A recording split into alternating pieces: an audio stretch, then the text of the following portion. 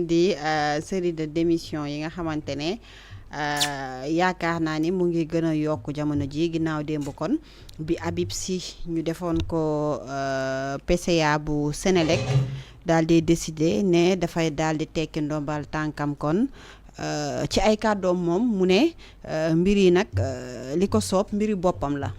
C'est pour des raisons personnelles loolee la wax waaye nag suñu naataangoo yi ne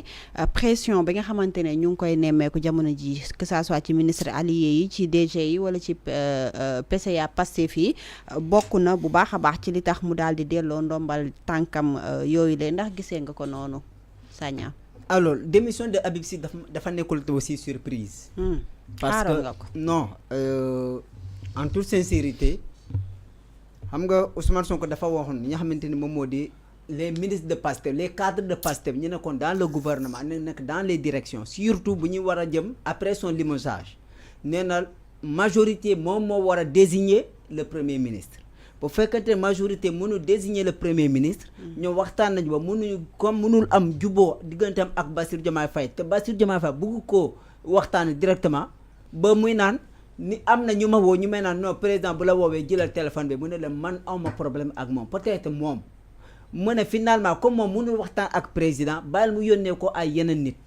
mais président warul mën a négocier de façon individuelle ak unilatérale solitaire avec un membre de Pastef sans que mu jaarale ko ci buntu bu baax bi buntu normal alors bu waxee loolu moom il a laissé ñoo xamante ne moom moo di les alliés pour ñoom ñu jël seen responsabilité moom il les gêne en rien pour que moom mu ne leen non bu génneen ci gouvernement bi allié yooyu noonu kii di Moustapha Guirassy docteur Cheikh Tidiane Dièye Déthié Fall et cetera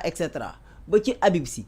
Sy ba mu intégré c'était dans la coalition Yewwi Askan Wi nekk dans la coalition Yewwi Askan Wi ñu def ko comme sage mais ci loolu moom il se voyait avec Pastef les patriotes ànd ak ki nga xamante ne moom moo di Ousmane Sonko dans le front de défense pour la démocratie avec docteur Cheikh Tidiane Dièye mu ñëw encore puisque dañoo dissoudre le parti Pastef les patriotes nit ñi taxaw ni ñu ne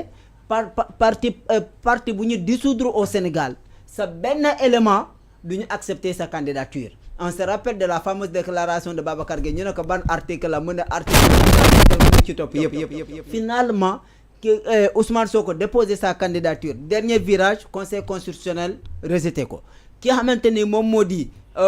Bassirou Diomaye Faye mu nekkoon en prison Pastef porté sa candidature sous le nom de la coalition Diomaye président mu jàll parce que bu ñu ko defee sous mandat de dépôt deful audition deful condamnation amul dara donc moom dossier vierge la am kon bu ki loolu Pastef bu ñu jëlee loon ñu ne nañu jël yeneen encore allié pour gën a protéger loo xamante ne moom moo di le projet Pastef boo xamante ne loolu la ñu doon jaay askan Sénégal de 2016 ba 2024 ci projet boobu ñu ñëw ñu ne Bassirou Diomaye Faye candidat d'abord Ousmane Sonko candidat Bassirou Diomaye Faye candidat Habib Sy candidat sécurisé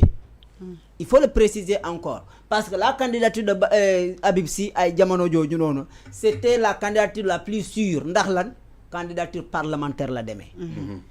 kii ñu ne Bassirou Diomaye Faye nañu ko jaay aux yeux des Sénégalais parce que xamaguñ ko pour nit ñi gën koo tàmm mooy sikki moom ñu dem ci parrainage di wax nit ñi bu leen fàtte fii 111 docteur Cheikh Tidiane Dièye avec Avenir Sénégal bi ñu bëgg ñoom tamit Pastef couvrir loo xamante moom moo di seeni parrainage alors bu à l'arrivée Ousmane Sonko recalé Bassirou Diomaye Faye validé Habib Sy validé docteur Cheikh Tidiane Dièye validé mu des lan le choix définitif ki choix définitif boobu noonu selon les informations kii nga xamante moom de Habib Sy moom nee na day nekk candidat de transition quelque temps après mu démissionné ñu demaat élection pour que Ousmane Sonko mën a nekk candidat malgré tout Ousmane Sonko taxaw Sénégalais yi ne leen kii mooy man maay moom te jàpp naa ni sax moom a gën a jub te jàpp naa ma gën sa si Sénégal à l'arrivée mu am benn divergence kii na damay nekk candidat de transition mun na nekk 1 an 2 ans donte Adama Barrow wax na ko 3 years jusqu'à présent mu nga 3e mandat lay yoote jamono ji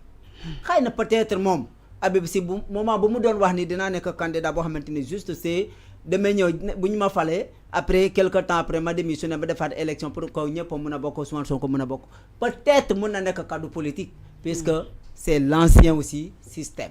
et depuis PDS la woon mu jógee PDS créé parti am et il a géré sous Abdou Diouf sous Abdoulaye Wade etc. ministre d'État la woon il a été toujours ministre d'État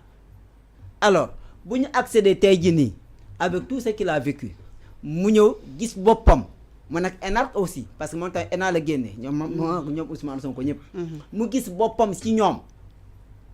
bu gisee ne divergence am na te moom idéologie bu mu doon incarné en tant que charge te ki ko désigné finalement gis nañ ni kooku moom ki ko désigné ñu ngi koy newal doole jamono ji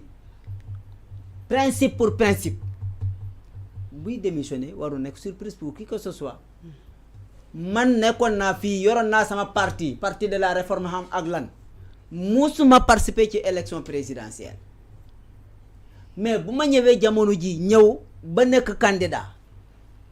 ba ñu valider sama candidature à l'élection présidentielle kooku loolu noonu gannaaw yàlla dafa am fu mu ko jaarale noonu kooku noonu bu demee ba am divergence ak ki xamante ni moom moo ñoo bokkoon parti politique moo nekkoon secrétaire am mu ne kii man génne naa sama delloo naa sama ndomb tànk ci secrétariat parti Pastef bu ma yor pour ma nekk bàyyi ñëpp nekk au-dessus de la mêlée mais finalement yow kooku nekk ci biir la mêlée ensuite di woo non ce qui est trop enfantin di woo ay directeur dégg na yow yaa retiré diw ci groupe WhatsApp ndax yaa ngi ànd ak man wala yaa ngi ànd ak keneen un président de la République alors démission Habib Sy waru nekkul surprise. Très bien. Alors, donc, on ne veut que juste saluer et ça laisse une place de plus pour la coalition Diomaye président boo xamante ne am nañ benn PCA de plus. man damay rek bu ñu taxawalee seen parti bi ba pare est-ce que du ñoom ñoo war a occuper fonction yëpp. si ñoom xam nga ñoom dañoo lànk dañoo contester parti état. Abdourahmane Diouf dafa ne on n'a pas besoin de parti état on n'a pas besoin état parti. Diomaye qu'est-ce qu'il est en train de faire?